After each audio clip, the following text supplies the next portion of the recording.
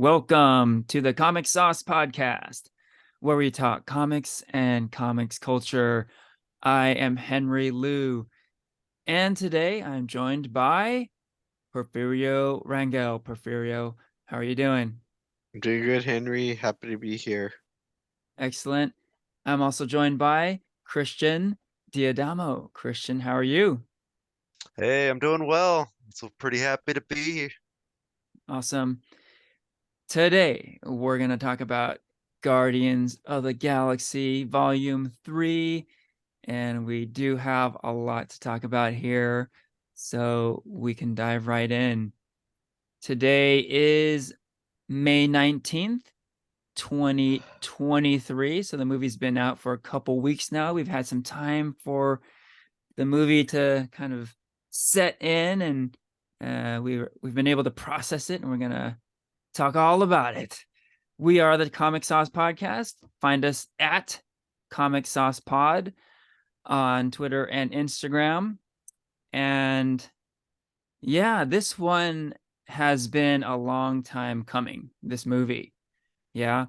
Um, Guardians 2 came out way back in 2017. So we're talking about a 6-year gap.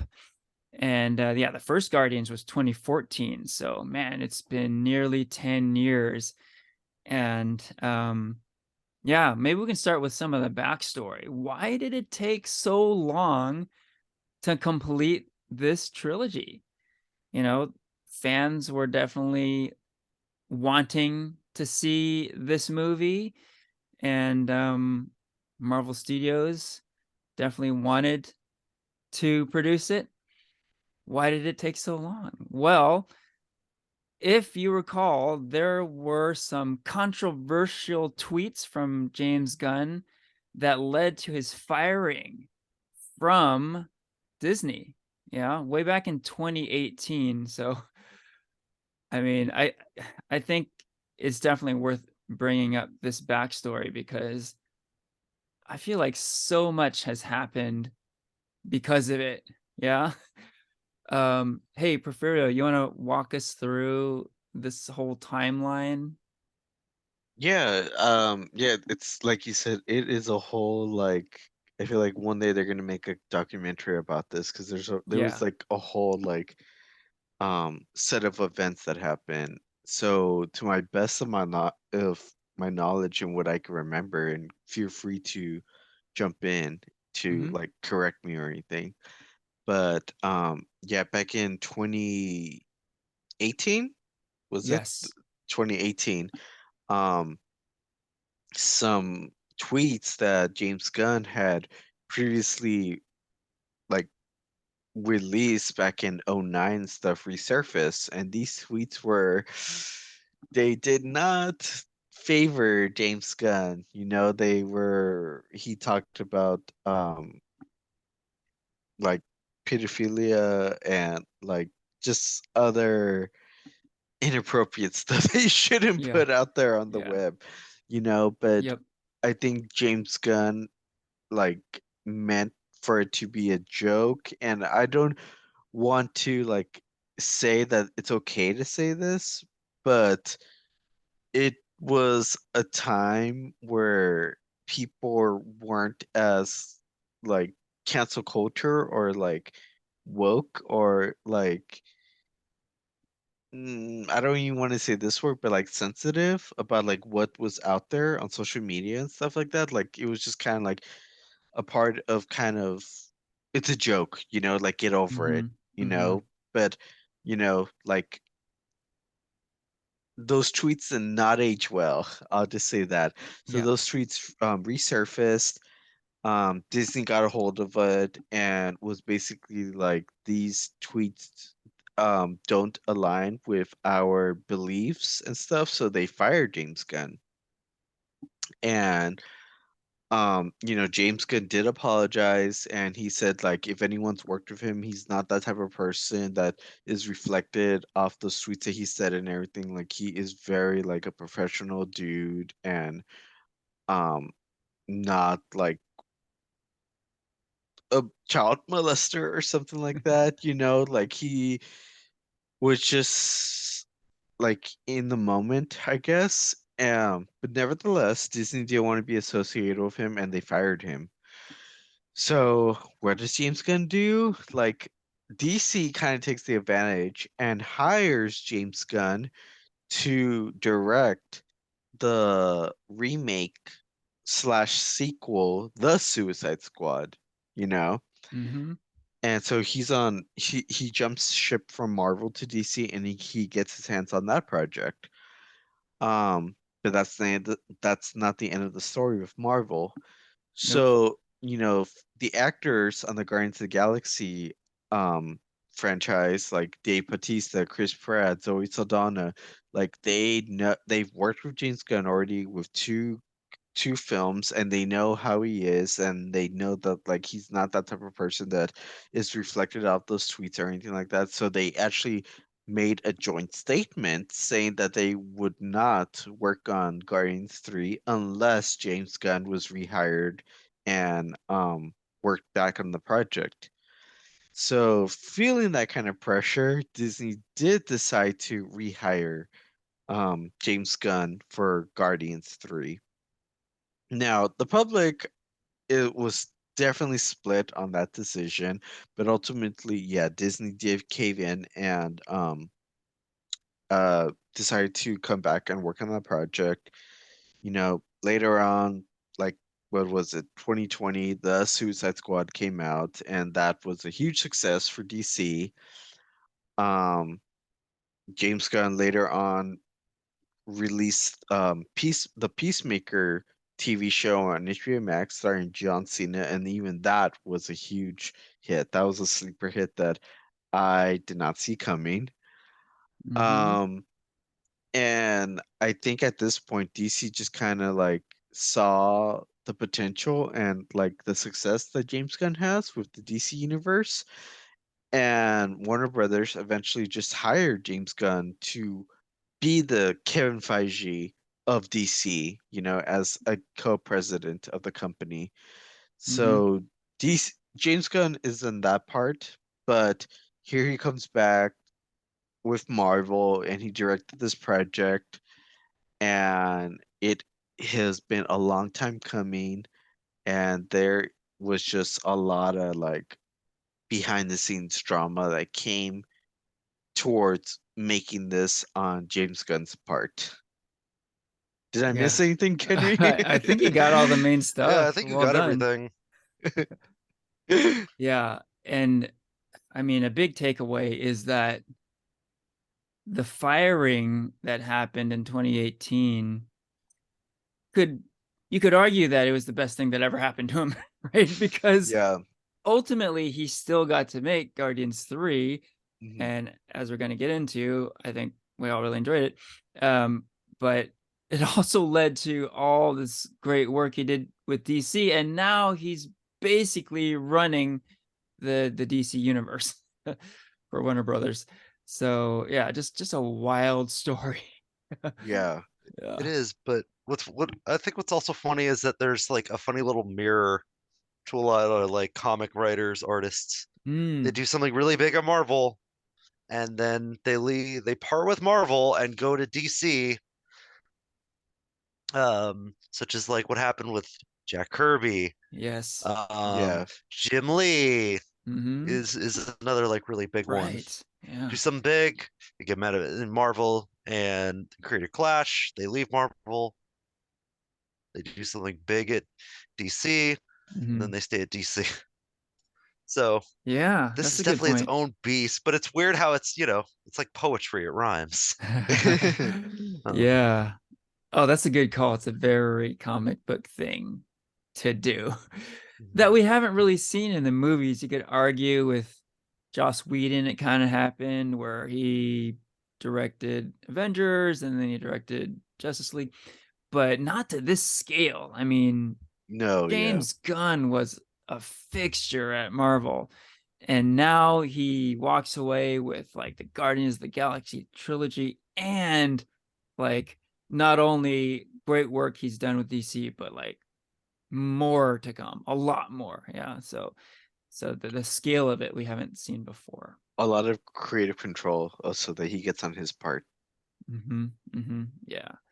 Which He's I got the think, keys to the kingdom. yeah, Yeah. that creative control I think can be really important because as we've seen with the Guardians of the Galaxy trilogy, it really seemed like he got to make the exact movies he wanted to make, and the results were phenomenal. Yeah. And So, I yeah. think yeah, like James Gunn, like you look at like his track record for both Marvel and DC, he just has like a really like great like imagination and like just he knows what to do with like unknown characters, you know, like if you saw like the plans that he has for DC movies for the next few years, I feel like most of them stray away from like popular mainstream DC characters, Hmm. but you know, like James Gunn just has a way of making like lesser known characters and just like making household names out of them. Like he did with the Yeah. Guardians. Yep. He impossibly did with the Suicide Squad Hmm. and even like Peacemaker. Oh, definitely. Definitely. I feel like, you know, like nobody I did not care for a Peacemaker TV show. And then Yeah. like the first 5 minutes I was hooked and I was looking forward to that show every week, you know? Yeah. Yeah.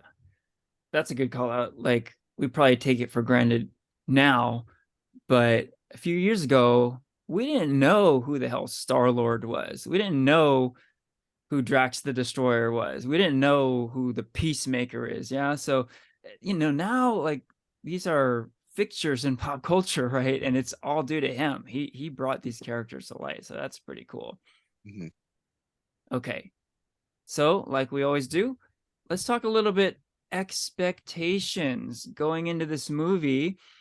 Like we've been saying, a little different, a huge gap between movies. So we hadn't seen a Guardians of the Galaxy movie in a long time. There was all this stuff. There's all this backstory, right? So how are we feeling when we walked into that movie theater, seeing this volume 3 for the first time? How about you, Christian? What were your expectations? Um, there's I think with like everything we just talked about, I was actually quite nervous going into this movie. And I also think like I think with the last few projects with the MCU, I haven't been as like hot on, Mm-hmm. and like we have talked to like in our last episode, we brought up the like superhero fatigue, Mm-hmm. and so we kind of talk about and like there's a bit of oversaturation here. And so I couldn't help but be a little worried, even though I did really like Guardians 1 and 2 and all of James, Suicide Squad as well. Like all of James Gunn's work up to this point has been great. So I think when I would divorce myself from kind of the drama and some of the context around it, I thought, okay, this could still be a really great movie. So, but I can't help but have like a bit of uneasiness there, Mhm. I don't know. Did you guys feel the same going into this, or were you I guys just pure hype? No, for me, I think, you know, I've been, you know, Henry, I know this has been a movie that this is the movie you've been looking forward to all year. We said that in our stuff that we're looking forward to in 2023. For me, I was kind of on the same boat like you, Christian. Like, I didn't care for this movie at all. You know, the last few times we've seen Guardians of the Galaxy, like the Guardians characters, like we saw them in like Endgame and Infinity War. They played a really good vital role within those two films. You know, like they meshed well with the Avengers characters, and then they kind of do this little side quest of being paired up with Thor. You know, we see them very briefly in Thor: Love and Thunder, Mm-hmm. and that was a moment that we could easily forget and Yeah. not and we don't have to go into it. And then they make a Christmas special of the Guardians of the Galaxy film. And again, like kind of like a completely like I don't care for this kind of moment, I feel like, with these characters.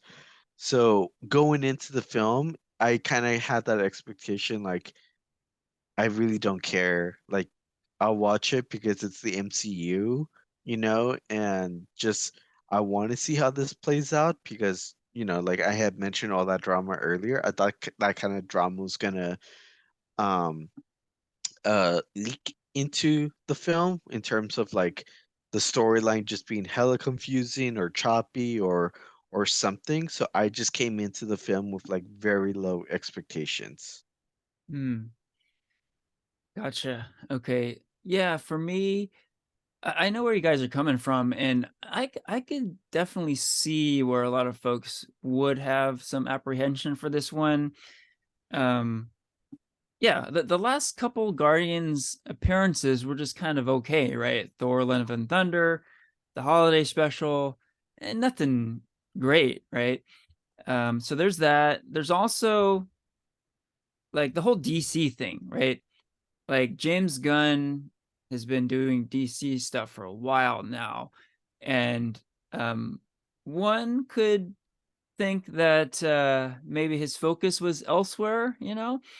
Um, James Gunn, I'm sure, is a professional, but what you have to wonder, right? Maybe you got you got your hands in too many baskets here, right? Maybe kind of like uh,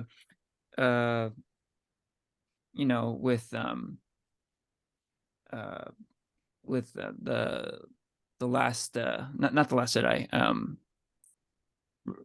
Rise of Skywalker, right? Mm, JJ mhm. Abrams, right? Maybe Yeah. that's what happened to him. He just had too much going on. Mhm. um so there's that. There's also like I keep bringing up this long gap, like he had all this momentum going, right? Guardians 1, Guardians 2, people are loving these characters. um you know, after 6 years, maybe you just like it just throws off the rhythm or something. So there's a lot of little things that you could point to and be like, oh, I don't know, man, this might not be as good. Um, but I wanted to call a couple of things out that had me pretty excited. And one is the panel that James Gunn was on at San Diego Comic-Con last summer in 2022. I didn't attend this panel, but from what I hear, it was great. They released a trailer for the first time, and like from what I've heard, is that people in the audience were crying. Cast and crew backstage were crying. Everyone was just like freaking crying, right?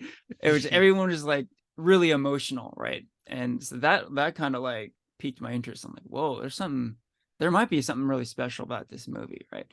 And then in addition to that, there was just a lot of general buzz, around release time. Like I tried to steer clear of as much as possible before I actually watched the movie, but I couldn't help but just hear little tidbits here and there, and it Mhm. was all very positive. So like when I walked into that theater, I did have high expectations. I was very much looking forward to watching this movie. So let's get into it. Spoiler alert, we're going to get into plot details, etc. And there are a lot of key moments in this movie. So, yeah, you've been warned.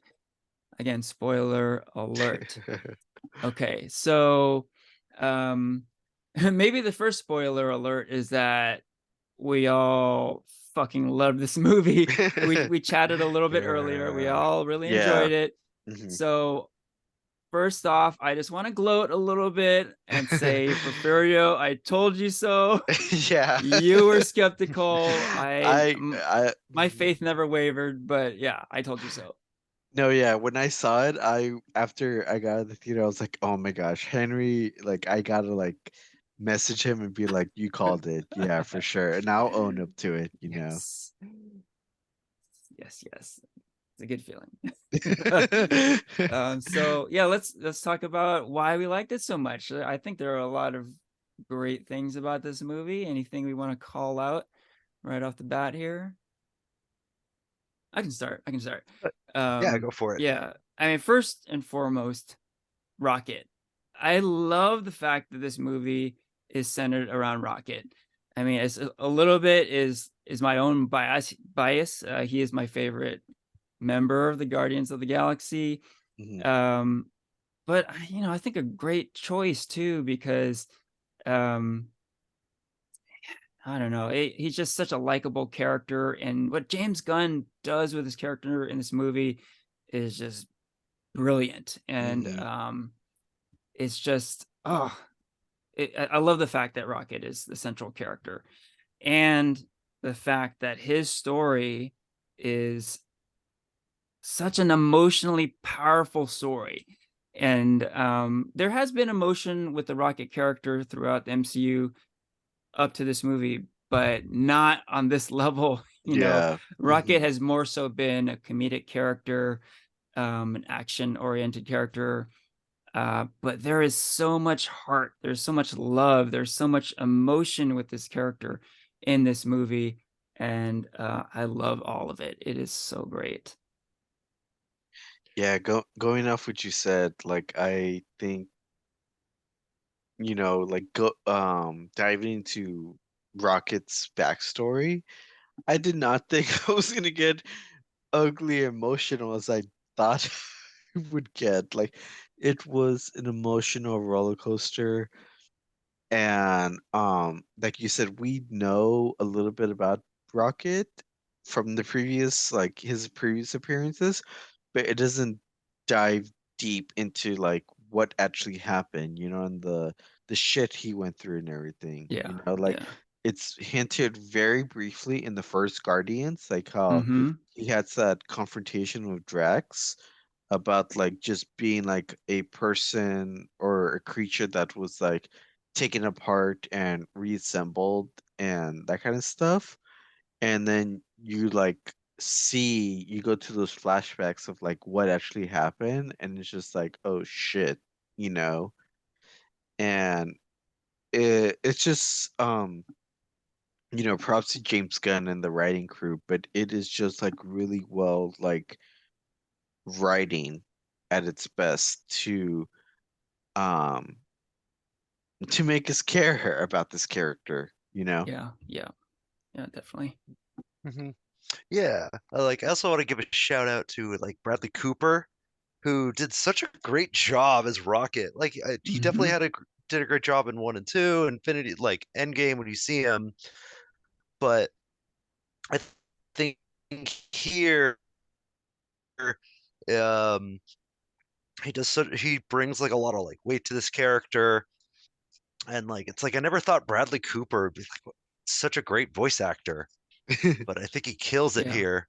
Yeah. Hmm. And like I think with this Rocket storyline as well, it's like I loved how dark it got as well. I feel like we haven't really seen a lot of that in the MCU. I think to the degree that we see it here.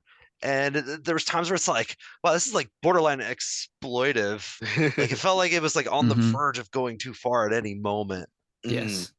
Yeah. And I didn't always like every take, but I think that like it kind of helps. It made everything really stand out. Mm-hmm. Like this Yeah. really didn't feel like something I've seen in the MCU before. Hmm. This really like kind of heavy take on Hmm. Rocket Raccoon. But I think like, and of course we already gave them no spoilers. I do love how it kind of ends with them like dancing and having a great time. I think that Hmm. that part at the end was very like cathartic. You know, it was a nice like release. Yeah. Yeah. Yeah. Yeah. I was shocked how emotional I was from this movie. I really welled up for real a number of times during this movie. And when I got home, it was really funny. When I got home after the movie, I wanted to give my cat a big hug, you know, like, yeah, of course, I wanted to give my son a hug. I wanted to give my wife a hug, of course. But more than any of that, I wanted to give my cat a hug. And I think that speaks to, you know, the effect of this movie. Yeah. Oh man, yeah, it has so much heart, so much heart. Um, okay, what else? I mean, we can just kind of spitball here, but because I think there are a lot of great things about this movie. Mhm. One thing I want to call out is the hallway action scene at the end of the movie, holy shit, amazing, amazing. Like, this movie will be remembered more for its emotional weight than its action scenes. But this one action scene is definitely one of the best MCU action scenes of all time. I think it is truly amazing. I'm not sure how they shot it, but it is really cool. You guys have any thoughts on that scene? I feel like it was. Yeah. I feel like it was a callback to like the first Guardians movie, like when they're on Ronan's ship, and like who was I think it was Chris Pratt and Drax were like fighting like a lot of Ronan's minions and stuff. Oh yeah, okay, yep. I feel like it was just kind of like Guardians like being like full circle as a team, and Mm. how far they've come from those like small moments when they first teamed up to like actually like being like a full on team. But I do agree with you. It was a cool action scene. And that's a good point, that it resembles that a little bit, but it really is a level up from that, right? Yeah. Mhm. And that fits because in that movie, they were like amateurs, right? They were just kind of figuring stuff out, but now they're pros. They're superhero veterans at this point, and they really kick ass. And I love the way it was shot, the slow mo, and how each guardian kind of gets their little moment. And yeah, really cool. Mhm. Yeah, it was like them at their peak as a team. Yeah. Yeah. Yeah, and you Uh, could feel like James Gunn wanting to give the fans one last awesome taste of Guardians of the Galaxy action, right? And yeah, it really came through well. like I really liked all of like the big set pieces in this movie. I thought they were all like really fun, imaginative. Like one thing I thought was a lot of fun, like towards the beginning, was when they went to the Orgosphere, the flesh ring Oh planet. yeah. Mm-hmm. It there's like so it's so gross and it's so uncanny, but that helps for a lot of like these weird visual gags. Hmm. Yeah. And of course that's where you get the Nathan Fillion cameo, and he was great. Yeah, yeah. Yeah, there's some like workplace humor there, it's really funny. And like the Uh Animal Planet too, like oh Counter yeah. Earth Yes. with like the just suburban animal life. I think Yeah, the yeah. biggest like laughter people got was when Drax hit the little kid with the ball. Yeah. That got the biggest like roaring laughter in my theater. Yeah. Yeah, the Guardians movies are known for their strange locations, and this Counter Earth is maybe the weirdest of them all. Like, it's populated by these weird animal people, and they were like trapped in the 80s or something, right? So it was just all very surreal. Yeah. Yeah, one thing I wanted to call out too is, I think I mentioned this when we talked about Peacemaker, but James Gunn is like a real expert at paying things off, setting stuff up early in a movie or a show in the case of Peacemaker, and then paying it off like later on, you know. I mean, there are so many of these little payoffs all throughout the movie. Like, just there are little things like Rocket testing out like gravity boots early in the movie, and he actually uses the gravity boots at the end of the movie to help defeat the main villain. Hmm. Um, there's a Star Lord's Zune, his MP3 player. Um, that gets a huge payoff at the end. Um, yeah, let me talk about the Zune a little bit. The so one thing we haven't talked about yet, we should probably get into this at some point, but every single Guardian of the Galaxy has a moment where they could die, right? James Gunn really messes with the audience in this movie, right? Um, your favorite character is on the table and might get killed. You don't know. It happens throughout the movie. And Star Lord is not impervious to this. He has a moment at the end when he really comes close to death, right? And it's when they're like they're doing this mass exodus, right? Rescue mission. And he leaves his Zune behind, right? And he goes back to get it, and it almost costs him his life, right? And I remember seeing that, and of course it was like heart-wrenching, like, oh my God, Star-Lord's gonna die, right? But also my thinking was, how fucking stupid is that? Like, you're going back for this dumb MP3 player. What are you doing? What a dumb way to die, right? And then even that is paid off, because then, like, I was thinking, like, oh, you and your stupid Walkman and your music, like get over it, dude. But the reason why he was going back for it wasn't so he could listen to music for himself. He was getting that Zune for Rocket. And when I found that, I'm like, holy shit, that is like so great, And then again, like a huge emotional moment. I was like, oh man, it's emotional, and it's like it almost completes Star-Lord's character arc, where he truly is selfless. Like, he's doing this for his best friend, right? I was like, oh my God, this is so great. So yeah, I love that. And yeah, and speaking of the Zune, I thought maybe I'd pose this to you guys. That there's a kind of a big change with the music in this movie, right? Guardians 1 and Guardians 2 really focused on these mixtapes that Star-Lord's mom put together. So they were primarily the same era, right? Like 70s, 80s era pop music. This movie was much different. We got music, again, pop music, but pop music from like throughout the decades, right? How are you guys feeling about that? Yeah, it starts Very, with like very, very different. starts with Creep by Radiohead, from the Yeah. 90s. Yep. It's definitely, yeah, much wider. It still feels very James Gunn.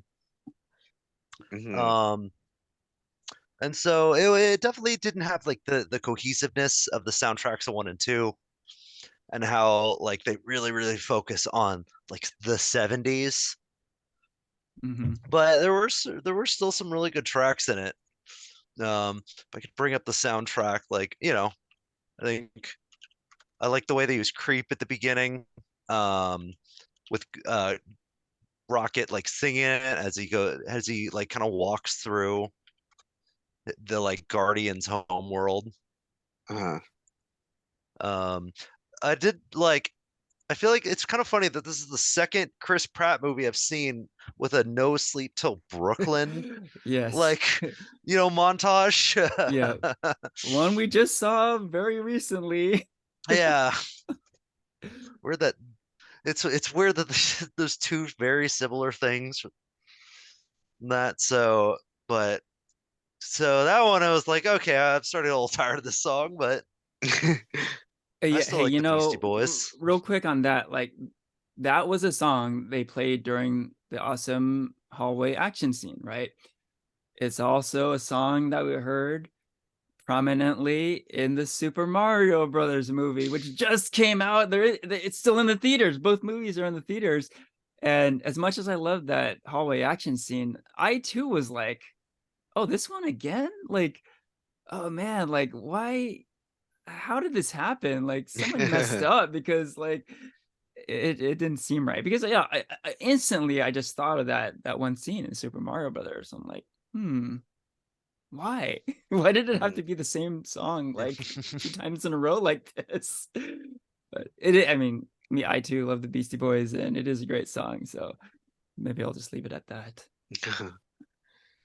I don't. I think like I don't.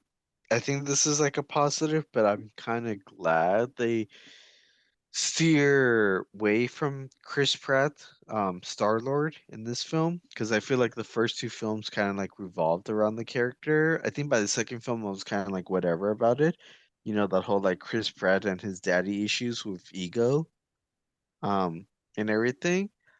And so I kind of like in this film how they kind of gave like every Guardians kind of like a moment to shine, Mm-hmm. Yeah. like you had like you kind of had like a character arc with Nebula. You had like more screen time between Drax and Mantis.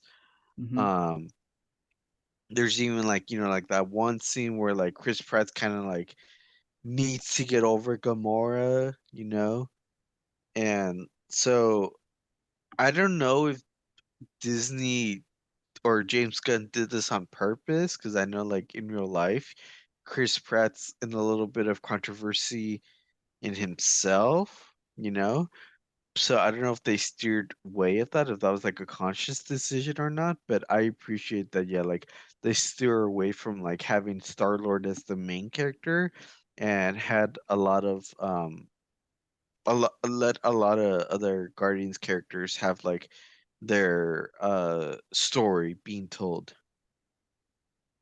Yeah, good point. Yeah, I think overall, I l- like I like the music in Guardians 1 and 2 a little more than 3, but like what you're saying, Porfirio, I appreciate the evolution of it. Hmm. It can't be the same stuff all over and over again, right? It shouldn't have been Star Lord's mom, created a volume 3 that he unearthed like a third mixtape, like just Yeah. going to the well too much, right? And yeah, it just shouldn't be another Star Lord has daddy issues movie, right? So, yeah, I definitely appreciate the evolving of the characters and the story and all that. Hmm. Okay, Okay. so I'm sure we have other stuff we really enjoyed about this movie, but we can certainly get into negatives now. Do we have any negatives? Is there anything Yes. about the movie you didn't like so much? Okay, Porfirio, sounds like you got something. Go ahead. Adam Warlock. Ah, okay, Yeah, go I ahead. was gonna say that too. Like, if you've read the Infinity Comics storyline, you know that Adam Warlock played a key role in defeating Thanos and getting the Infinity Stones and helping out the Avengers and everything.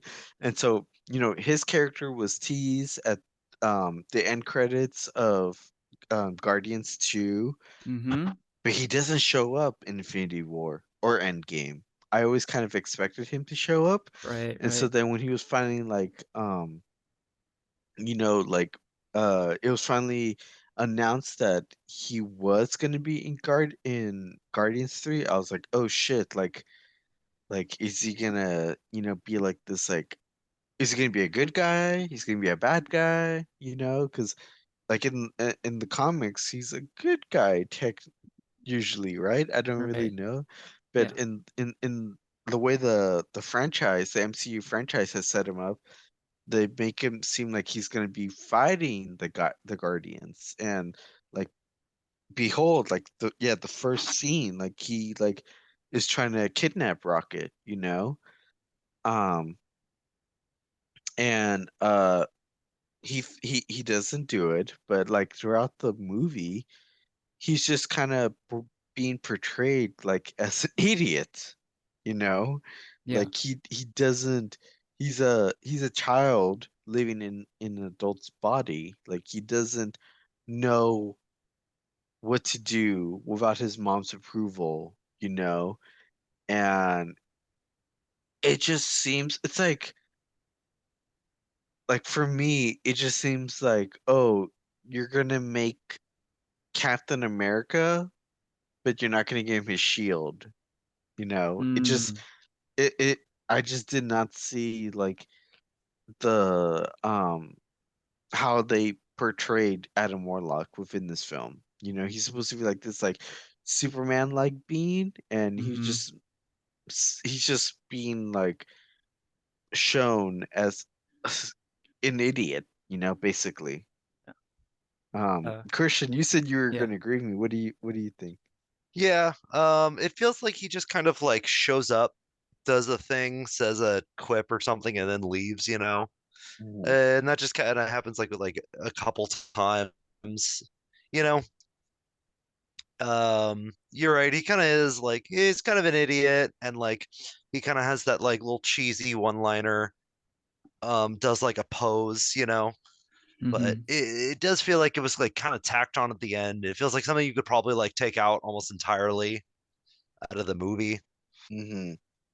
Because like I heard someone say like, do you think, when Star-Lord goes and grabs his Zune, he's icing up from the vacuum of space, and you think, oh no, Star-Lord's about to die, and then Adam comes and saves him. Um, uh, what do you guys think about this? Do you think it'd be better if that was Gamora instead of Adam Warlock? Mm. Mm, I think, yeah, I feel like it would have been more powerful if Gamora did it, just because, like, it's like, oh, Gamora actually cares about Star Lord, you know? Hmm. Yeah, I think that would Hmm. have helped kind of seal her character a little bit more. Hmm. Also, Hmm. we care more about Gamora than Adam Warlock. Yeah. We spent a lot more time Hmm. with Gamora.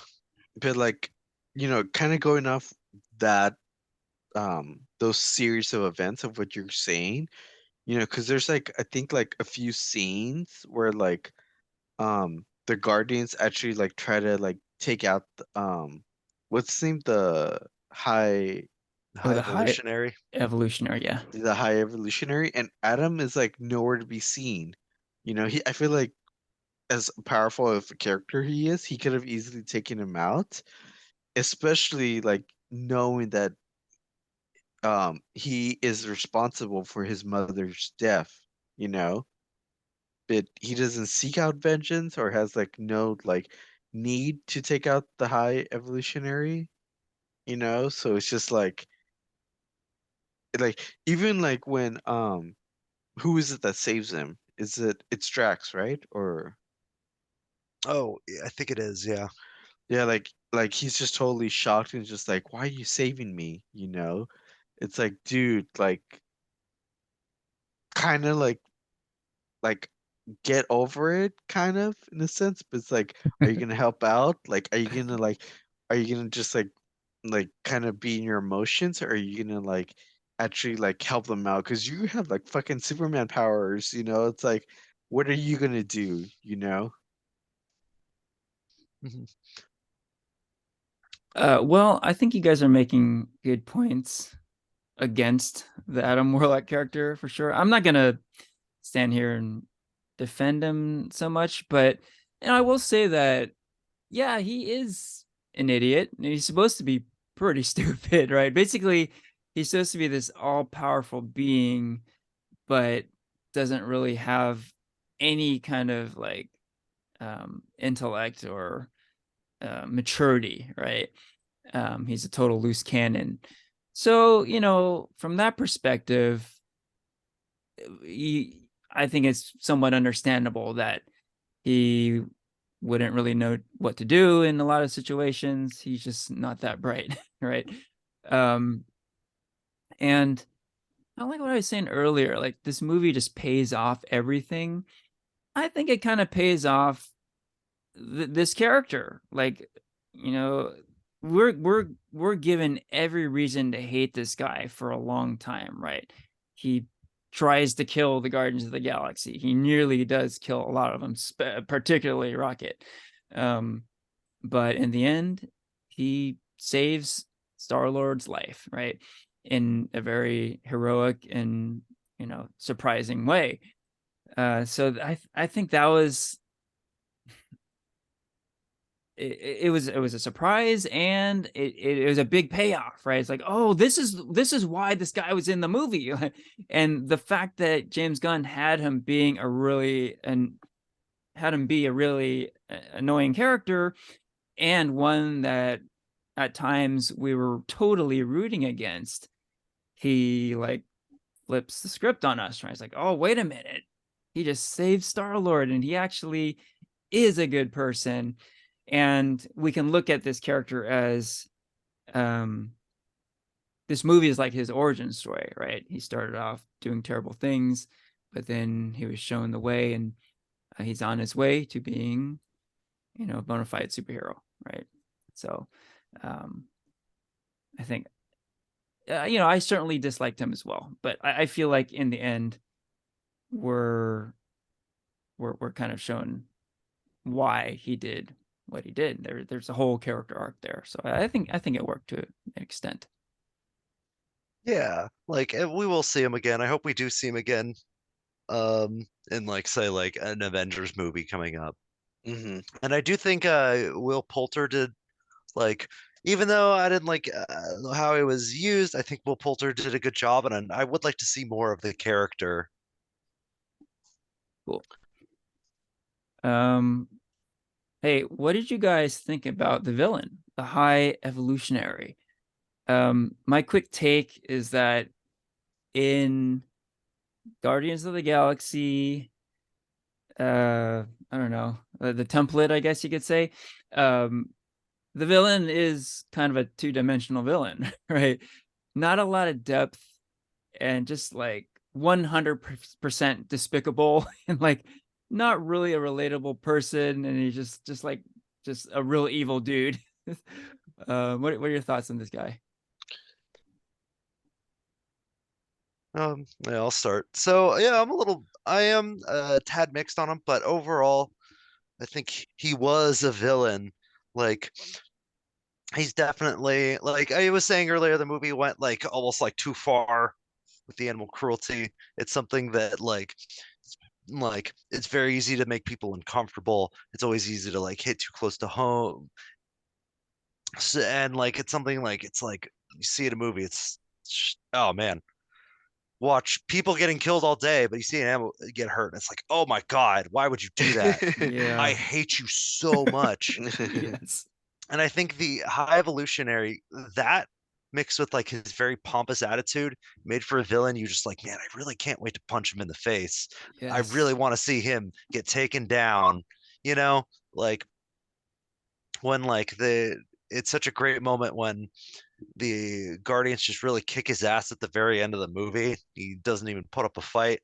You just watch him just get beaten down by them, and you're just like, yeah, fuck you. I hate you. And Yes. so he fills the villain role really, really well, but he is like a little two-dimensional. He just kind of yells at the end a lot, you know. Yeah. But yeah, gotta say, I really hated him. Yeah. What about I you, Porfirio? I will say out of all the three Guardians villains, I think I like this one the most. I felt like there was a reason to hate him, you know? Like I feel like the first, Ronan, he was just kind of like the typical like bad guy, want to take over the universe, very typical of the or comic book villain role. Then in the second one, Ego, um, I feel like he was just what's his name? Who played him? Um, Oh, Kurt Russell. Kurt Russell. Yeah. I just did not believe him to be a villain, you know? Um, like there was just like one scene within Guardians 2 where it just was like I hate this guy, when he said like I had to kill your mom, but other than that, like I didn't really care for him. This one though, there was a lot of feel like a good like reason to hate this guy, if it wasn't for Mm-hmm. like Rocket's backstory, like he had like a motive of what he wanted to do, um whether it being like innocent or not, like there was something he wanted to accomplish, and then he just turns out to be like this like really guy that you just can't help but hate, like he kills Rocket's friends, and he decides to also just kill like a civilization that he built. And it just shows like the madness behind this character.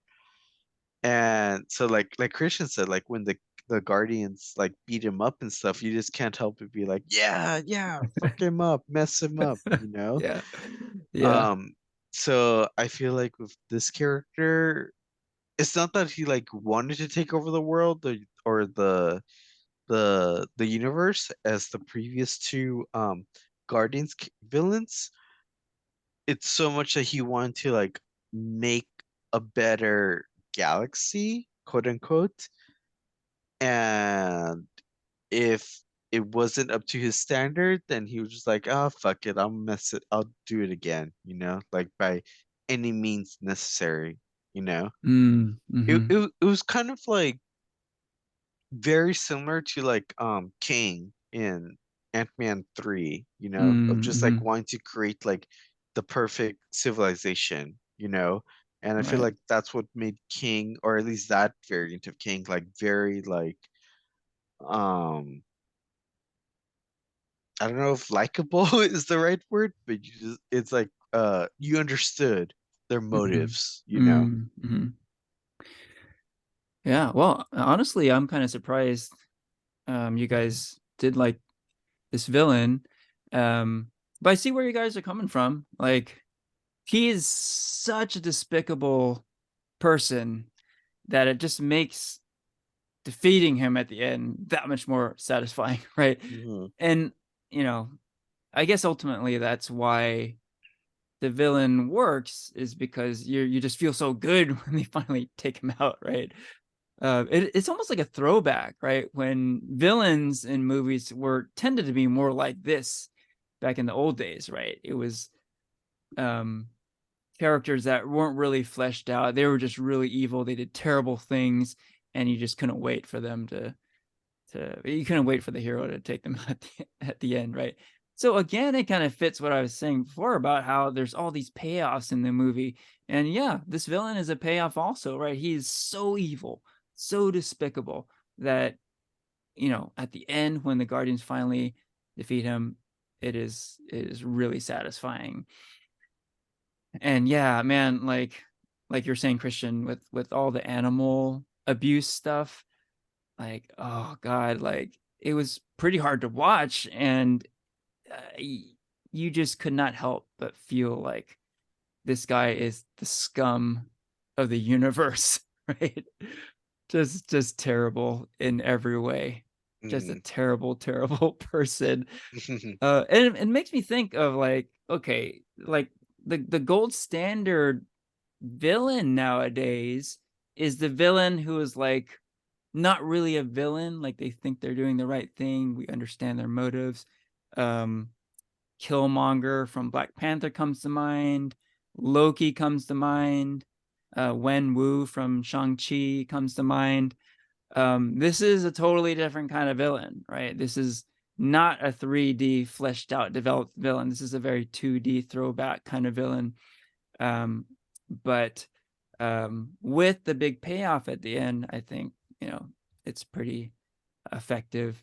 And it made me think a little bit too of the first Guardians with Ronan the Accuser, another very like two-dimensional cookie cutter archetype sort of villain. And the payoff it with him is at the end is that he's such a kind of a square villain, like just a mustache twirling evil guy sort of thing. It is really funny at the end when Star Lord's like he's starting to dance, Hmm. and Ronan's like, "What are you doing?" He's like, "Dance off, bro." And it's just that contrast, right?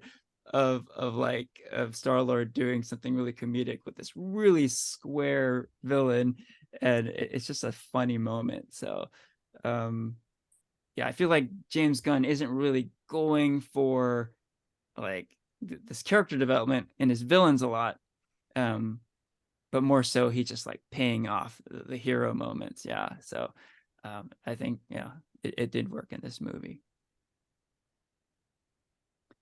Hey, real quick, speaking of Star Lord, um, one thing that I had a bit of a problem with was at the very beginning of the movie, Star Lord is like down and out. He's depressed about Gamora, and when we first see him, he's like completely drunk and like over the top drunk, and it was almost ridiculous how drunk he was and how out of control he was. I thought it was just too much. It was just like, well, this is silly.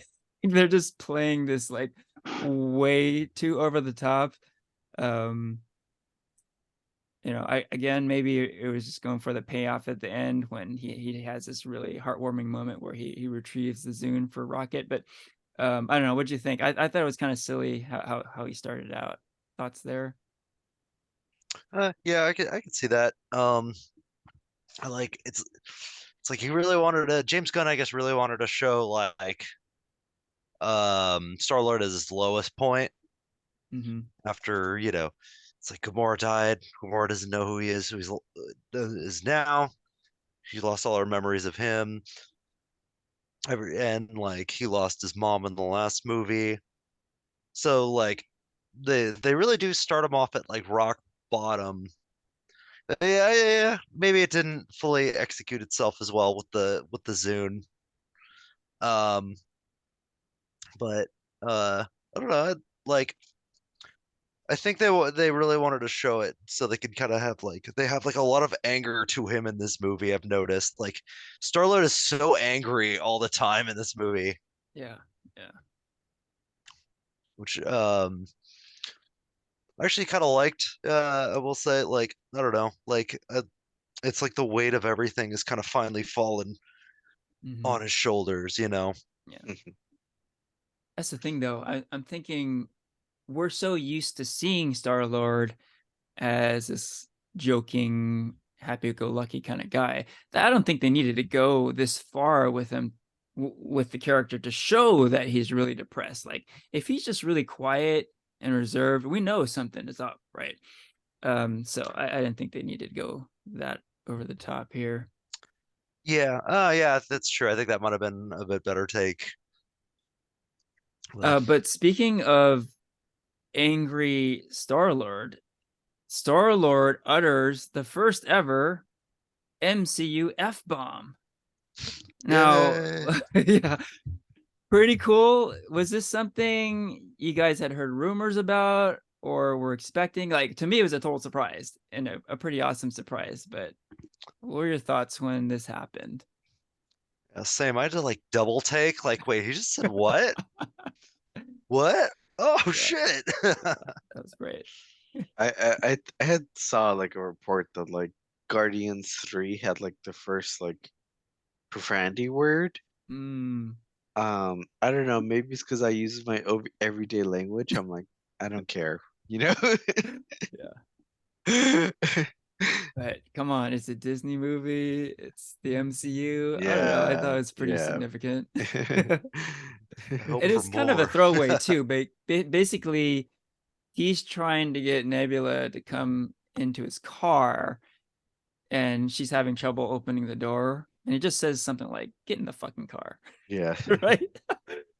It's so good. And it So wasn't yeah, Samuel Jackson who right, says the right. first F-bomb. He almost gets Yes, it, but he gets dusted. that's right. He was just about to say it. He was just about he was just about to do it. And now after seeing this movie, Samuel Jackson's gonna be pissed and be like, Nick Fury needs to say motherfucker. Yeah. Yeah, very unexpected. Yeah, you would think Samuel L. Jackson might be the first to say. Of the Guardians, I might have my money on Rocket to have said I the would have, first F bomb, yeah, right? I would have, yeah, money on Rocket to Right. have said So it. definitely unexpected. So yeah, at this point, I think we can just kind of freeform throw out any more thoughts we have on this movie. We alluded to um how this movie is a bit more intense than the first two, certainly more violent. How do we Mhm. feel about that? I felt that was a huge tonal shift, right? This did not feel like Guardians 1 or 2 at all. I feel like there was just a lot of mm, emotions within the film. You know, there's like two scenes specifically that I'll like point out that I was like bawling my eyes out. You know, Mm, one of them was when Rocket's trying to like escape with his friends, you know.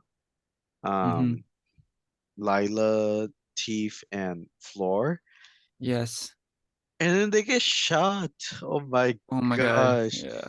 Like cause you know, like I feel like I don't know what you guys were thinking, but you know, like since they were introduced very early within the movie because of the flashbacks and everything, one question I had was like, what happened to them? You know, like did Rocket leave them behind? Did they escape and go separate ways, And then like when that scene played out, like where like yeah, like Rocket lets out Lila and then like you hear the gunshot, I like I just bawled my eyes And out. yeah. It was very emotional for me. And then I think, like yeah, seeing the next few seconds play out, how like they keep shooting and Rocket's just like avoiding the shots and everything, and he's like, "Let's go, you guys." And then he looks back and he sees them. It's just like it's just a a gut wrenching moment. And I think what was even more impactful was when Rocket actually passes away, quote unquote, and then he sees Lila in a like vision, you know? Yeah. And he's like, "Oh, I'm ready to join you guys and everything." Lila's like, "Yeah, we're ready to have you and everything." She's like, "But not yet," you know? And it's just like Hmm. it was just again like fucking that writing was amazing, that Yeah. right you Yeah. Yeah. Yeah. cannot like props to everybody who did that, the visual effects artists, the writers, the actors, like that was just probably like one of the most like gut wrenching MCU moments ever. Definitely. Yeah. Going back real quick to when Lila gets shot, that is such a powerful scene, and it's a great origin story moment for Rocket, right? Like all the little things we heard about him, little rumors and whatnot, we really get to know exactly what happened to him, and everything makes sense, right? We know why he Mhm. is the way he is. And when I think he picks up a gun for the first time in that scene, right? And he starts shooting people, and he pilots like a spacecraft also. And it's just like, oh my god, this is Rocket becoming Rocket. And so as emotionally heavy as it is, it's also like a phenomenal origin story at the same time. So it's just so powerful, so Mhm. powerful. And then yeah, oh my god, when Rocket is about to die and he cheats death essentially, man, it you talk about like the power of movies. Like, we've talked about this before, but this is why we go to movies. We go to movies to feel something, and man, did I feel something watching this scene. Totally heart-wrenching. And there's a moment when like I 100% thought that Rocket was dead. It was when Gamora was like, he's gone, there's nothing we can do, right? She's telling Star-Lord, right? And I was like, if she's saying that, it's over, right? It is over. And like time is passing, right? Like the scene is being drawn out, and like Rocket is gone. He is Yeah. gone. And I was like, oh my God, like I'm just gonna have to come to terms with this somehow, right? And then Yeah. like James Gunn is just like the maestro, and he's just like playing us and brings him back. And like, oh my God, when he comes back, there was a huge roar in the theater I was watching it at, and there was just like celebration, and yeah, it's just the feelings were something else, man, something Yeah. else. Mhm. Yeah. Mhm. Yeah, this movie got so intense with that. Oh Yeah. man.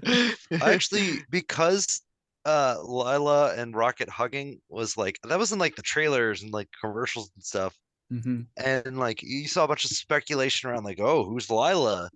And like, Yeah. Hmm. oh, Lila's Rocket's girlfriend. Yeah. And you Yeah. think, oh, okay. And so going into the movie, I thought, okay, she's gonna survive too, but they're gonna get separated, Yeah. you Yeah. know? And so I did not expect, her to die and like to see Hmm. that scene, you know. Oh Like, I yeah. think, Oh, go finish up, Christian. yeah, I was just gonna say it was such a gut punch, you know. Yeah, Mhm. yeah. But going back to Lila real quick. Lila in the comics is Rocket's girlfriend. And there's a little Lila Easter egg in Guardians 1 where it's in that lineup scene when the Guardians are taken to prison. And there's a little like Oh yeah, some messages on the screen uh saying like known accomplices. And for Rocket, it says Groot, it says Lila. yeah, I was like, okay, that's cool. Like she's from the comics. And then and she's in volume 3 also. So um I was thinking, she must she must survive the backstory, and we'll probably see her in the present day scenes. So when she dies in the flashback, I'm like, what the fuck?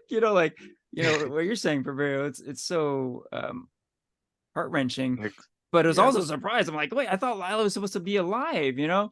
So now I'm like, oh, is that like a plot hole now? Because if she died that early on, why would she show up on that screen on Xandar as a known accomplice to Rocket? Is she still alive, maybe? Like, I don't know. Who knows? It seems like a plot hole yeah. right now. But Mhm. to me, it just made that moment like all the more surprising. Yeah. Definitely. Um, Um, oh, go ahead, Porfirio. and I was just gonna say, like, in terms of like, I spoke on this earlier about like giving other screen time to like the other Guardians characters. Like I feel like this film, like, I really want to call out two specific characters, the sisters Nebula and Gamora. Mm-hmm. Like Nebula is like a total 180 character from since when we were first introduced to her in the first one. Yes. Yeah. In the first one, she's a total like stone cold assassin. The second one, she like is a little bit like you understand like why she hates Gamora and all these like deep like um uh hate, Yeah. or not even hate but like kill like They vibes, want to kill you each get other. from it. And they Yeah, start making amends at the very end of the yeah. movie, right? Yeah. And even like Avengers and Endgame, you start to know Nebula a little of like Yeah. why she is the way she is and how she could use Mm-hmm. those skills to like um survive. But in this film, like Nebula is just like a total like actually well-rounded character with like feelings and like um and like emotion comedic acts, Mm-hmm.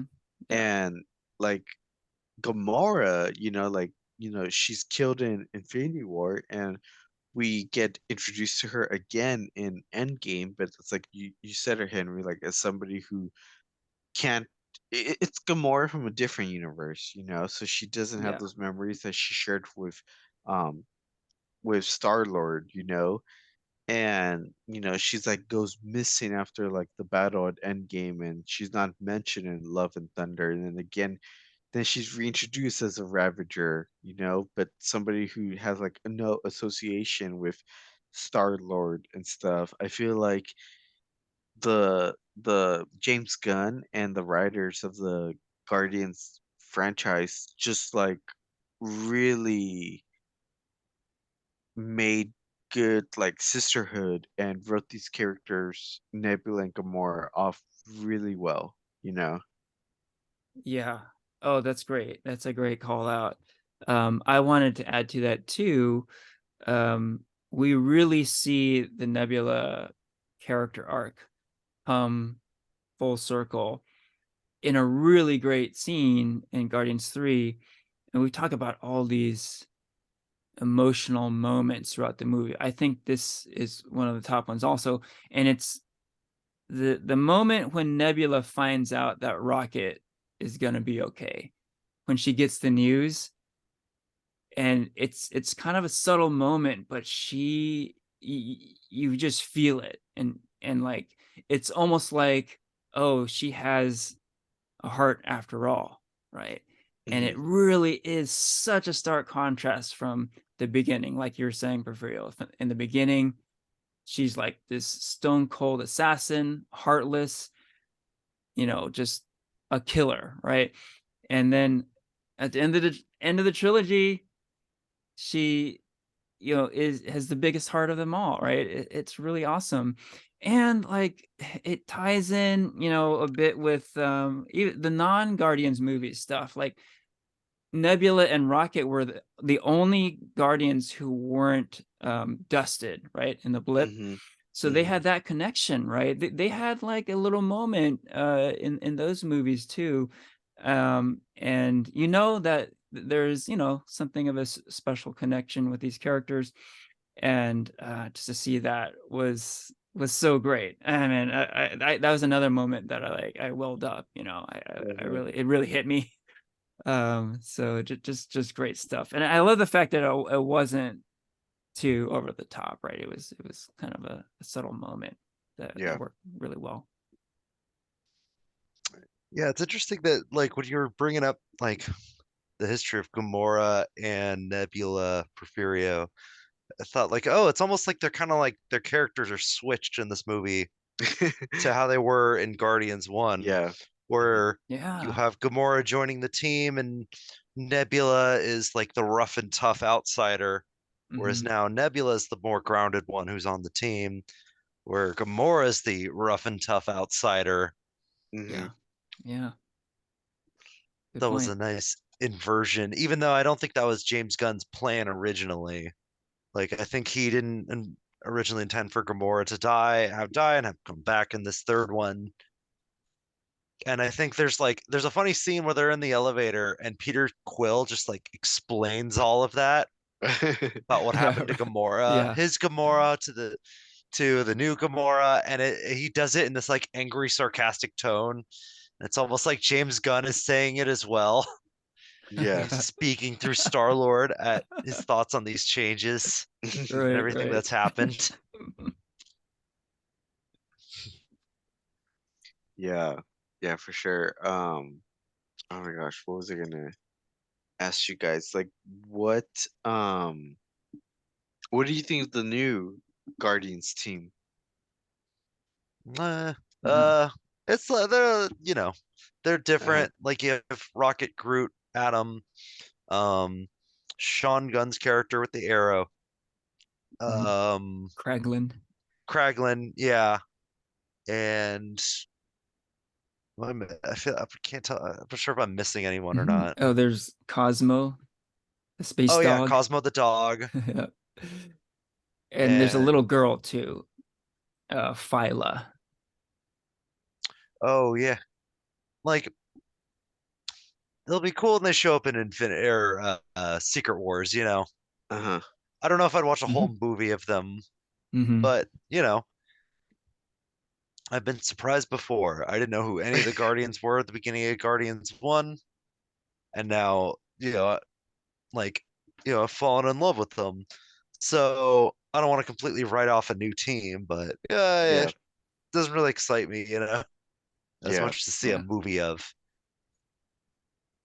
Yeah. I read it as similar to the end of Guardians 2, where you saw all these different teams who, in their own right, they could be a Guardians of the Galaxy team, right? And it kind of fits with the comics where there have been a lot of different Guardians teams, right? Mm-hmm. So Mm-hmm. this is Mm-hmm. just another one of them, right? Yeah. So yeah, and we're all talking about the mid-credits scene where we're introduced to the new Guardians team. And yeah, I don't know if I'd want to see a full movie here. I think the point of it really is that um, Rocket and Groot are doing their thing, and they've kind of evolved. Rocket's like the leader now, Yeah. and the adventures continue, right? That's kind of the point of that. But yeah, I'm kind of with you. It's cool. I thought it was a pretty cool mid-credit scene, but it's like I don't really have any desire to see like a full movie or a show of that particular team. Mm-hmm. Mm-hmm. Hey, going back real quick to this whole idea of the Guardians being in constant danger throughout the movie. I thought this was kind of inventive on Gunn's part, because it's almost like he's taking some insider knowledge and using it. Like he's using the audience's savvy against itself, because we know what James Gunn did to his characters in the Suicide Squad, right? The very beginning of the movie, he kills off like the whole team practically, right? So we all know what this guy is capable of doing. So, he's billing this movie as like, oh, this is the final movie of this team, and this is like my swan song from the MCU. And right away, it's like there's danger. Adam Warlock is completely out of control, and we're seeing violence on a level we haven't seen before in a Guardians movie. And all of a sudden, we're like, holy shit, like we saw what this guy did in the Suicide Squad. He doesn't give a fuck. He'll kill his characters. He could kill our beloved characters, right? So he's using like our knowledge against us. And I got that sense. I really felt it. Like I never felt like all that comfortable with these characters all throughout. Like I was like, they could die. They really could die. He could do it. He would do it. In the end, not a single Guardian was killed, but they came close a number of times, right? Yeah. So I thought that was pretty inventive. He knows what he's doing. James Gunn, he knows how to mess with the audience, and he did it well here. I didn't think he was gonna kill any of them. Oh yeah. Yeah, I was like compared to Suicide Squad, Suicide Squad was like rated R, and this is Marvel, this is Disney. Like they're not gonna kill any of the main characters. Like how many Avengers characters have they killed? Tony Stark and Black Quicksilver, I Widow. guess.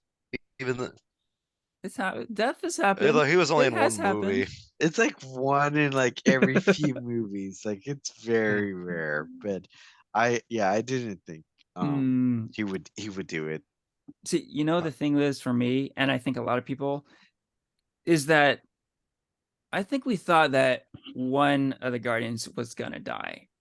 And just knowing that one could very likely die, then a threat to any of the Guardians became a threat. So he just used that and just played with our emotions, I think. Yeah. That's kind of my take. Yeah, I thought he was gonna kill somebody. And because of that, everyone was in danger. Oh, I want to add this too. Like the vibe of the movie felt kind of like Infinity War, right? Infinity War, the whole movie, I was like on pins and needles. I was like, oh shit, like someone's gonna fucking die. I know it. Someone's gonna die. Someone's gonna die. And then like right away, like Loki's dead, like Heimdall is dead, right? And like oh shit, like people are dying, and like so I had a similar feeling here. So again, that sort of led me to have the feeling that bad things would happen. So, but that's movies, man. That's a good filmmaker will be able to play the audience in that way. So so kudos to Gunn. I thought he put us on a roller coaster ride for sure, emotionally, story wise, action. Like he just he took us for a ride. Yeah. For sure. What do you like? Like I feel like we all watched Guardians when it first came out back in 2014. You said 2014. Like Indeed. I, prior to that film, I didn't know who the Guardians were. Like what do you think? Like watching after this watching film, and I think like just reflecting back on that journey of what the Guardians have done for the MCU. Like the first one, the second one, their role in Infinity War and Endgame. Like, what? How do you feel like to kind of close this chapter with those characters that we've learned and come to love, and learn about. Um, so I think the Guardians actually became like kind of a pillar of the MCU. Like because in Infinity War you kind of had two storylines. You had one of the Avengers, how's the team going to grow and change and get Hmm. ready for the big threat that you know is coming at the end of Phase 3, Thanos. And the other big one is the Thanos storyline. And, who's Thanos? What is he after? He's after the Infinity Stones, which Hmm. grant him this strange unlimited power. And the Guardians were kind of the ones to really like prop up, you know, Thanos as this big overarching villain. You know, in Guardians 1, you get a taste of Thanos, especially through Ronan, his general. Um, Guardians 2, not as much. It kind of fills out Nebula and Gamora some more as characters. We also get the tease of the Soul Stone, which becomes a big plot point in Infinity War. So like it's like this kind of closes the chapter on that kind of major part of the MCU, Even though it is just a trilogy of movies, it was such a backbone, kind of the same way like Iron Man Yeah. was as well. Hmm. Iron Man and Cap. Hmm. So I am sad to kind of see this chapter close, but I think it closes really well. Yeah, that's a good point. The Guardians have become such an integral part of the MCU. Not only did they have this great trilogy, but they were key to the events that happened in Infinity War and Endgame.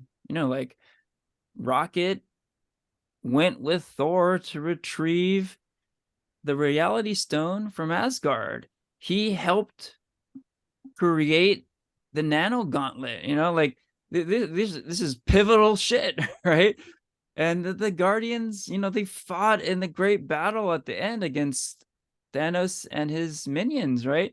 Hmm. So they're just a key part of all of this, right? And it is pretty crazy to think that 10 years ago nobody knew these characters at all, Hmm. and now they are just beloved characters, and I think Hmm. that's their legacy. They're just beloved characters. When you think of Star-Lord and Drax and Groot and Rocket and all these guys, it just puts a smile on your face. You Hmm. think of the good times you had watching these characters do their thing in the movies, and it's just good times, good memories. And I remember hearing James Gunn's approach to um, Guardians 1, and that it wasn't that he wanted to make a Star Wars movie, but he wanted to make a movie that made you feel like when he first saw Star Wars. So, Hmm. okay, not make a Star Wars movie, but he wanted to draw those feelings Yeah. out of the audience, right? And like he's 100% succeeded, right? Because Yeah. the feeling I get from these characters and from these movies is like, yeah, it's similar to those feelings when I was first exposed to Star Wars as a kid. It's just a happy, fun feeling, right? So that's my takeaway. Hmm. Yeah, this is like the Guardians movies have been like the Star Wars for a new age. Yeah. Yeah, fittingly, Guardians 3 came out on May the 4th weekend, right? So I don't think that was Huh. a Yeah. mistake. No coincidence. Let's see. Just a quick call out. I don't think the Guardians movies are known so much for fan service type stuff. They have some of it in there, I think. But there was a great fan service moment in this movie, and that's when Rocket declares himself Rocket Raccoon, right? Because all throughout the MCU, up until that point, he referred to himself as Rocket, and he even denied the fact that he was a raccoon. He's like, "What's a raccoon? Like, stop calling me that, whatever." But then through the flashbacks, we realized that he actually is a raccoon, right? And then he does acknowledge it at the end, and it's such a great moment because it's sort of like a great character moment in that he knows who he is and he's proud of it. But also for comics fans, he's always been Rocket Raccoon. Like the name of his comics are Rocket Raccoon. That's what it says on the covers, right? Yeah. He is Rocket Raccoon. People call him Rocket Raccoon in the comics. So that was always kind of a weird thing. Like, oh, he's just Rocket in the movies. Like, okay, well, he's cool. So that's okay. But it's kind of weird. But now it's like, oh shit, he is Rocket Raccoon. Fuck yeah. So I love that. I love that so much. I was like fist pumping when that happened. So cool. All right. So let's get into ratings, yeah. On a scale of 1 to 5, what would you give Guardians of the Galaxy Volume 3? Do you want to go first, Henry? This was the film you've been expecting all year. Yeah, I have been anticipating this one, so sure, I'll go first. Okay, so I was thinking about this, and I am a notoriously hard rater, and I've called out some shortcomings of this movie. You know, the drunk Star-Lord at the beginning is kind of a minor offense. But the villain was kind of a two-dimensional villain. Oh, there's some stuff I didn't mention before, so I'll just call them out real quick. I thought this movie wasn't as funny as the first two Guardians movies. I thought, yeah, it was a little less comedic. Actually, I feel like the Guardians movies have gotten less comedic over time. I thought the first one was hilarious. The second one was funny, but not as funny as the first. And this was the least funny of the three, I think. So there's less comedy. So logically speaking, I would probably give this a 4 out of 5. Logically, right? Using my brain, thinking, well, it's not a perfect movie, so logically I would give it a 5. But I keep thinking of like the feelings I had watching this movie. And this movie, as we've been saying, is all about heart. It's not a movie you want to think too much about. You want to experience this movie. There is so much heart in this movie, so much emotion. It is heartwarming. It is heart-wrenching. It is an emotional roller coaster ride. And to me, this is the most touching MCU movie of all time, period. Like watching this movie, the feelings I had, nothing has come close, and there have been touching moments, touching movies in the MCU. I think I talked about Infinity War, how like it was similarly like an emotional roller coaster ride. More recently, Wakanda Forever was very emotional for very different reasons with Chadwick Boseman and whatnot. But to me, this is the top of the list, the most touching MCU movie ever. And I gotta go with my heart here, not my brain. To me, this is a 5 out of 5. And I don't even know if I want to rewatch this movie like over and over. But the night I saw this movie was very special and just an incredibly emotionally powerful movie. 5 out of 5. Wow, yeah. Hey, gave it a 5 out of 5. I know. All right. I think I guess I'll go next. I'll give it I guess I'll kind of go with that little more logical take that you were saying. Where you do kind of have some stuff that detracts. Adam Warlock was a bit tacked on. The jokes didn't always land, so it kind of made some a little weird tonal shifts sometimes. Um, not everything kind of like worked for me. It's more nitpicky stuff, I feel, when I talk about it, because I think the highs are so high in this movie. The emotional beats hit really well, the action beats hit really well. The like just the character work is really well done. Like, and it feels like there's a lot of creative freedom here, and it really does feel like something special within the MCU. It caps off the Guardians really nicely. It and like it really feels like one of the best MCU movies, I think. Time will always tell how this movie ages and how it will be perceived, but I think this really will be one of the big highlights of the entire MCU. Um, so I'll stick with 4 out of 5, but I think that's a very high praise. It's a very high 4. That probably could change to a 5 later on, maybe as I sit with the movie, see it a few more times, and just kind of let it sit and just get better. So yeah, 4 out of 5.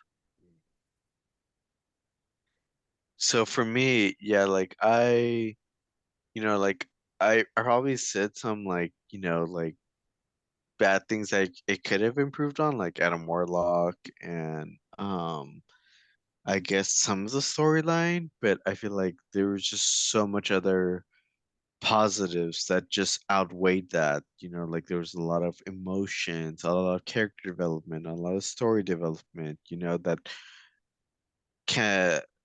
that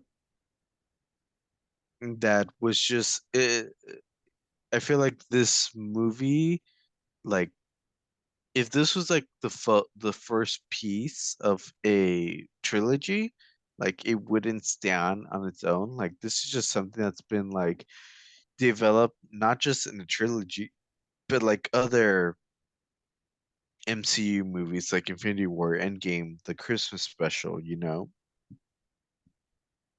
And so I think that this movie was just kind of a love letter to the Guardians fans and James Gunn's like um appreciation for the characters and his appreciation of the fan support throughout the years. Um so I am gonna say 5 out of 5. You know, I love how this movie turned out, the music, the characters, the the moments and stuff. Um, I will say, and I think Henry pointed this out earlier. I probably would not watch this again anytime soon, just because there's just so much like emotion behind it that it's something that you just don't want to like normalize, without having that like like effect. So compared to like the first one I could watch over and over again and enjoy it, but this one I would just say like it it goes in like the top of my list of like MCU films. Um, it's a good movie to watch. All right. High praise for Guardians 3. High recommendations across the board.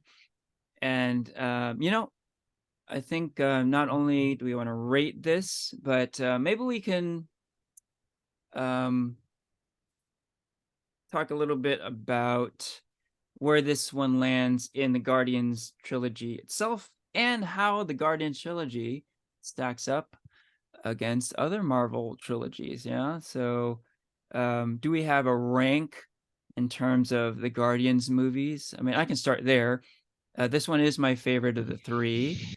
So I would go Guardians 3, then Guardians 1, and then Guardians 2.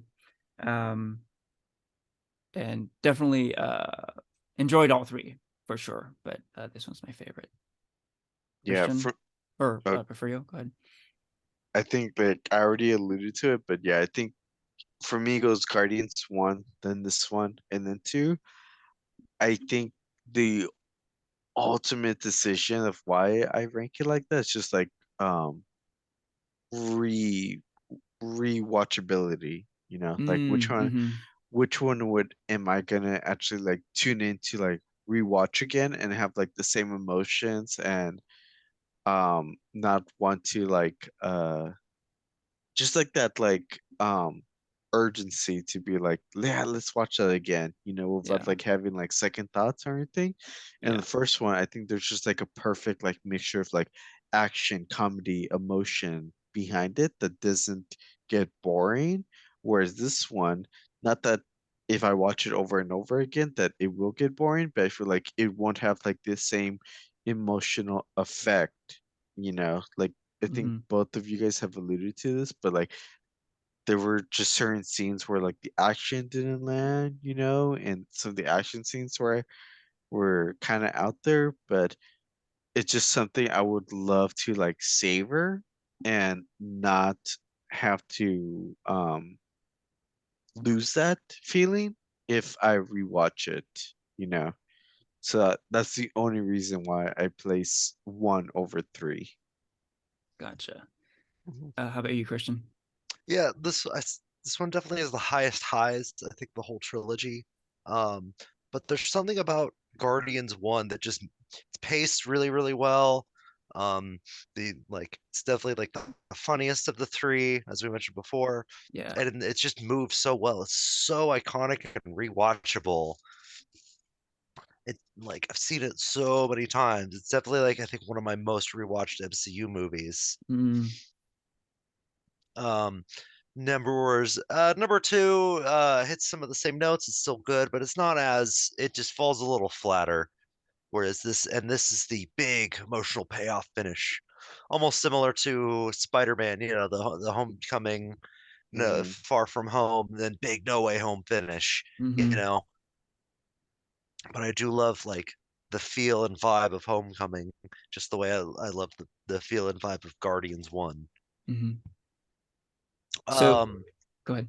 yeah, I guess as far as a ranking, it's like there's something about Guardians 1 I just love, one of my top favorites that might still be number one for now, followed very closely by Guardians 3, um, and then Guardians 2, you know, at, at the bottom of the list, but still like a very solid trilogy. I think definitely one of the standouts of the MCU as a trilogy. Hmm. Hmm. Cool. So let's talk about that a little bit. Um, there are a number of trilogies in the MCU now, and it's probably worth talking about. Where do you think the Guardians trilogy stands amongst those other trilogies? Wait, So okay, wait. go ahead. I have a quick question. When you is Avengers technically a trilogy or is it? Hmm. Well, I mean, there have been 4 Avengers movies, so I guess technically no. Okay, But I mean, since there have been 4 Avengers movies and 4 Thor movies, I mean, we could include them in the conversation too, I suppose. okay, and we're not including like just like two movie sequels like Black Panther and Doctor Strange, right? I think we should Mhm. leave those out. Yeah, I Yeah, think we because they can haven't include the finished their tr 4. Yeah, but not the twos.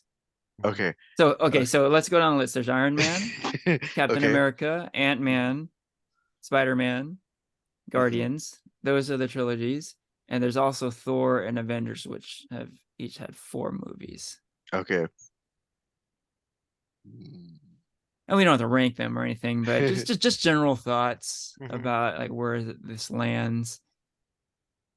Yeah, like Spider-Man, Cap, Guardians, I think of the solos, those are the three best. Avengers is hard to rank because Yeah, those are the team yeah. ups between the other characters. Okay. Mm-hmm. Like, of Uh-huh. course, those are the big finishes everyone loves, Yeah. Infinity War, Endgame. Uh-huh. So it's like they always feel like peak MCU in a way because that's everybody. Yeah, Everybody's here, and it's such a great yeah, finish. yeah. But like, you know, that I and like it's hard not to just love Spider-Man. Mm-hmm. He's always Mm-hmm. he's like the big one. And Yeah. No Way Home was so great, but I think you just got to hand it to Guardians for being like I feel like that's like my number three, you know. Mhm. For me, I think, yeah, like Christian said, I think I'm gonna have to like just I feel like Avengers has. I can't put Avengers on the list just because, like Christian said, it's like the end of a chapter of each phase. Yeah. You know. Um, but Guardians, I feel like will be at the top of my trilogy list, just because Thor like had some bad apples. Um, Iron Man had some bad apples. Captain America and Spider-Man were both good, but I think like ultimately I think like what makes Guardians really special is that they kind of were like the underdogs in like the MCU, you know? Like we mentioned earlier, like James Gunn like made these characters that nobody knew about. It just like made them like household names and just gave like phenomenal storylines. And James Gunn overwatched, each of these like movies and had a vision and consistent storyline with all this trilogy. Whereas like Captain America had it was different visions and different storylines, which not to say that they weren't good, but it was just like they kind of I feel like they could stand alone. And Spider-Man, I'm just gonna say like the first two films I was not the biggest fan. Only the third one I was like, that's good. But Guardians, I feel like was is like this like storyline that you kind of have to watch like all three to kind of appreciate the characters. And I feel like, story wise and character wise, like, that's really beautiful to see and amazing. Oh, I love that take. Yeah, I think I share a lot of the same thoughts as you, Porfirio. Yeah, first off, I do agree also that there were some stinkers in there. Yeah, the Thor movies, there's a lot of problems in there. Ant-Man movies, a lot of problems. Iron Man 2 and 3, okay, but yeah, it's gonna be hard for me to place Guardians over Cap or Spider-Man. Like those are really beloved characters to me, first off. And um, when we're talking about Spider-Man No Way Home and Captain America Winter Soldier, I mean, you're talking about some of my all-time favorite movies. Never mind Hmm. like MCU movies, but just all-time favorite movies. And as much as I loved Guardians 3, it, not as much as either of those movies. Um, that said, I share a similar sentiment. Where with Cap and Spider-Man, there was a lot of like MCU-ness to those movies. Um, Spider-Man, Homecoming, and Far From Home, fun movies. But I think what you're alluding to is like the Iron Man factor in those movies. Hmm. Like Iron Man is so prevalent in those movies. It's like almost like it's not a Spider-Man movie. It's like Marvel team up featuring Spider-Man and Iron Man, Hmm. Hmm. And then similarly, Captain America Civil War, a lot of Iron Man, a lot of Avengers. Yeah, we've talked about this before, but it's less a Captain America movie than an Avengers movie, right? So I think the Cap trilogy is great. I think the Spider-Man trilogy is great. Um, but there is a lot of that like connected universe stuff going on. Whereas you look at the Guardians movies, they can really stand alone. I mean, they are connected to the MCU, but they can definitely be their own thing, and that's really cool. And yeah, I'm not saying that I'm saying the Guardians trilogy is the best ever MCU trilogy, but it holds a very special place in this universe for me. No question, no question about it. It's on par with the Cap and Spidey trilogies, I think. All right. Good stuff. We're going pretty long here, but I did want to continue with our comics recommendations, and I have a relevant one here. I'm sure a lot of people, after seeing Guardians 3, are like, I want more Guardians content, or specifically, I want more Rocket Raccoon content. And I am a big Rocket Raccoon comics reader. I have read every single solo Rocket comic that has ever been published. So I wanted to give my pick for what I think is the best ever Rocket Raccoon solo series. So it's from 2016. It's called Rocket Raccoon Grounded. 5 issues. Writer is Matthew Rosenberg, and the artist is Jorge Coelho. And it's really funny. It's really funny. You know, we talked about the emotional weight of the movie. These comics are just like, it's just straight up comedy, basically. You know, there are some there's some social commentary in there, but mainly it's for laughs. And it's a really funny series. It's basically Rocket gets stuck on Earth, and he's trying to get the hell out of Earth, and he really hates it. He thinks Earth is terrible. And it's like I said, it's really funny. And yeah, I think that's it. Honorable mention, I know the Scotty Young Rocket Raccoon comics are beloved, and definitely I enjoyed those as well. I just think this one, the Grounded series is the funnier series. So go out there and read some Rocket Raccoon, and particularly this one, Grounded. All right. With that, we can wrap up the episode. This is farewell from Henry, Porfirio, and Christian.